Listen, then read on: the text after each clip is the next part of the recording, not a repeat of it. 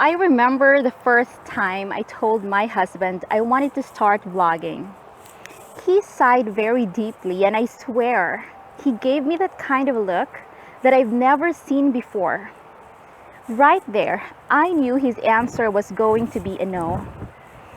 But then immediately, he looked at me and said, "If you have to vlog, what is it that will make our children and their children proud if they have to YouTube or Google you in the next 20 or 30 years from now?" That question struck me really hard.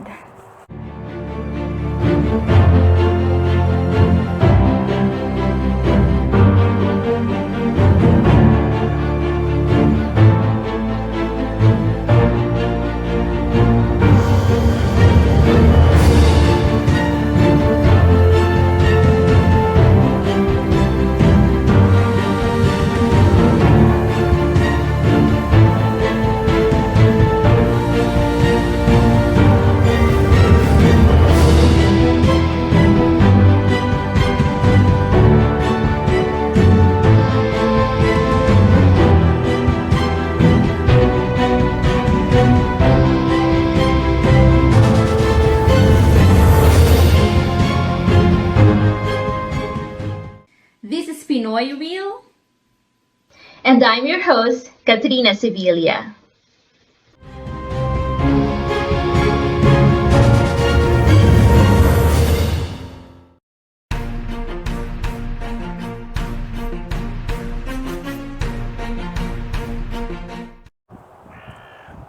Hi, welcome to Pinoy Wheel.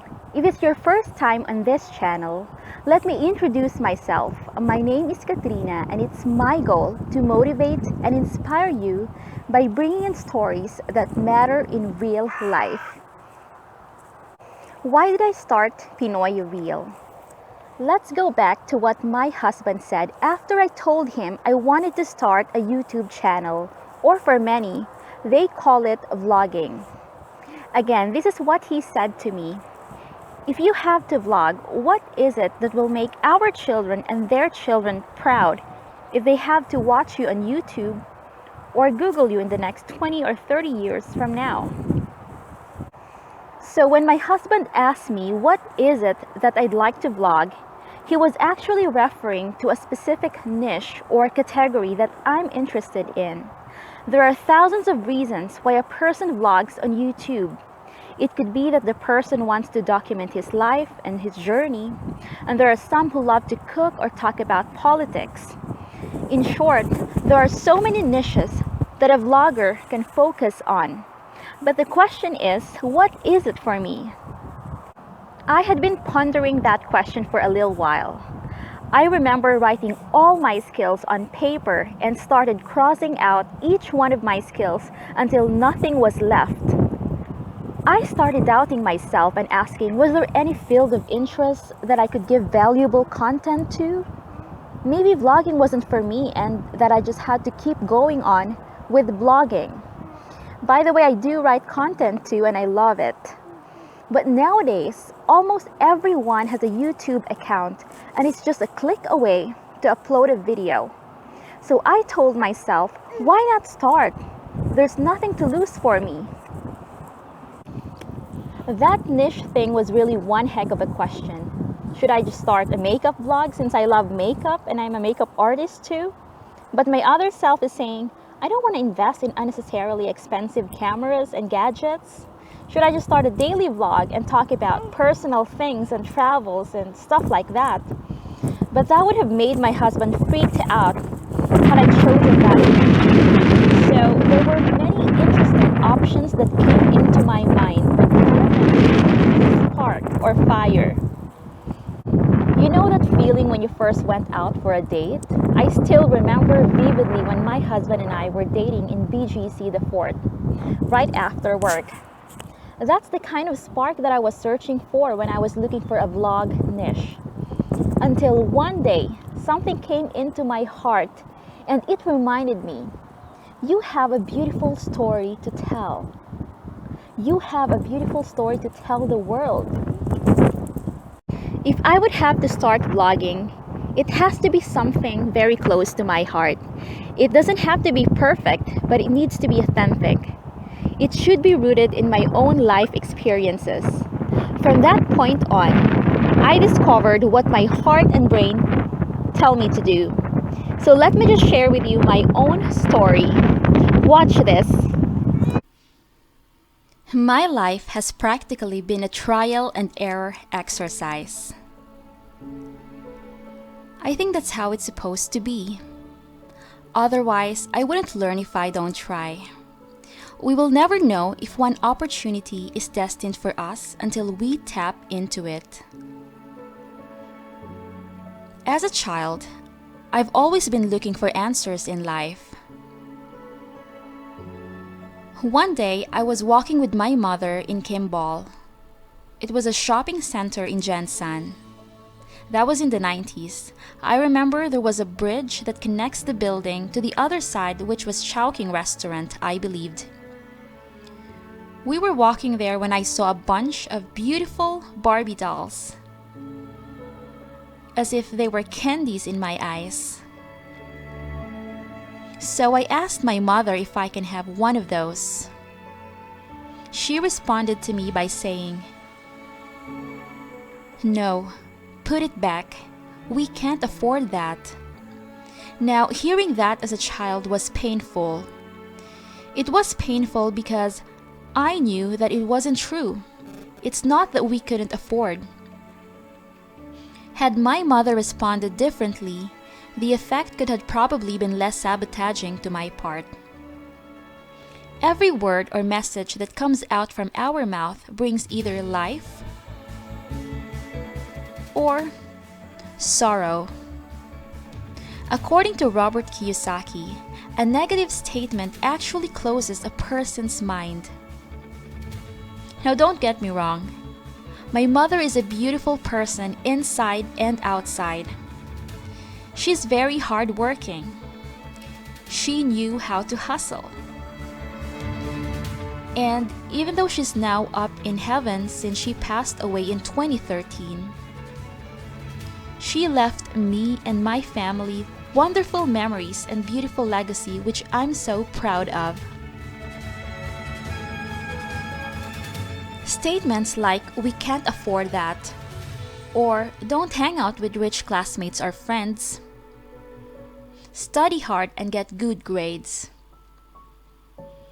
"So you can land a stable job," had become a rule or a norm in our household.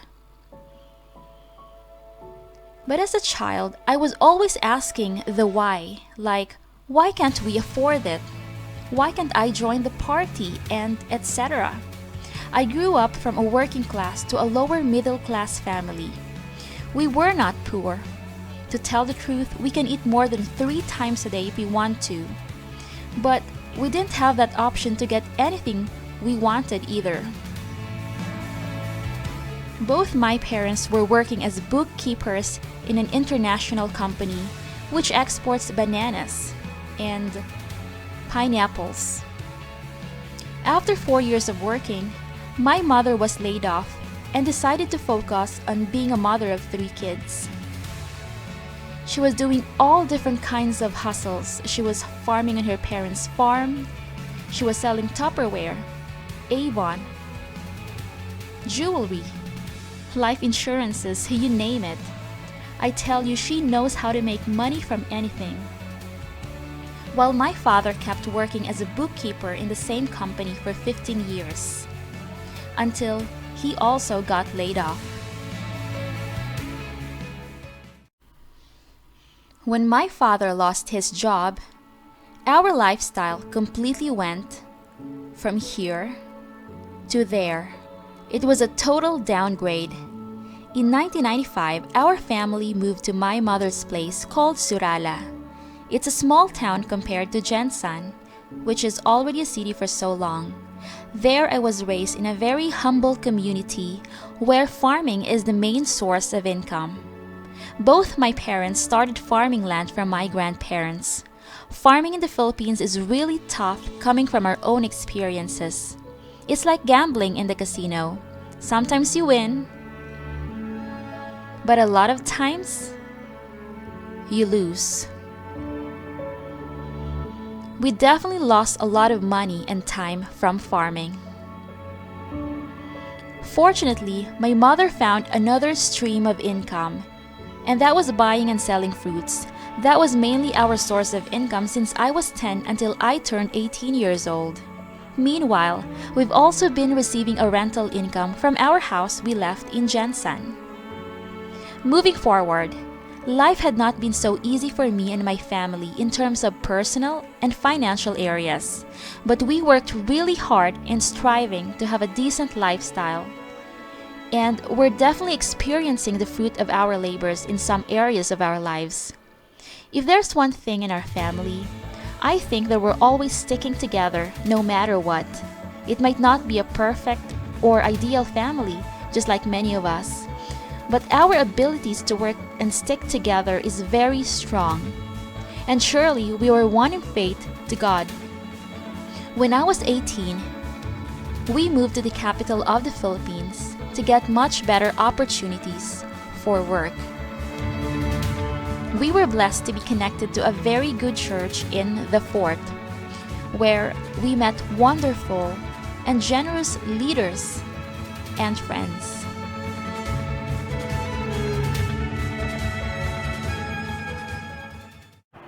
If I have to sum up all those experiences from living a humble life in the province of South Cotabato to working very hard in Metro Manila and now starting a family and seizing new opportunities here in Belgium, I'd say I wouldn't be where I am now if I wasn't willing to go out of my comfort zone. All areas of my life were definitely tested, especially my character. I feel blessed to have experienced all those things, whether good or bad, because it motivated me to improve and better my own life. My story is a typical story of every ordinary Filipino. It's a story of struggle, hope, and determination. It's a Filipino dream, and this is why Pinoy Wheel was born. Pinoy Wheel is a real story of people who are making this world a better place to live. It is inspired by my own real-life story in my journey to personal development, financial literacy, and healthy lifestyle.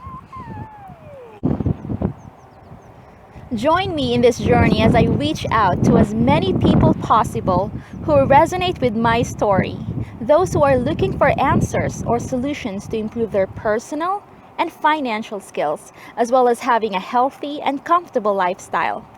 And ultimately, the goal is to tap our highest potential that we were given and become a stream of blessings for other people.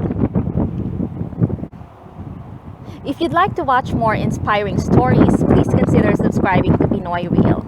Thank you for watching.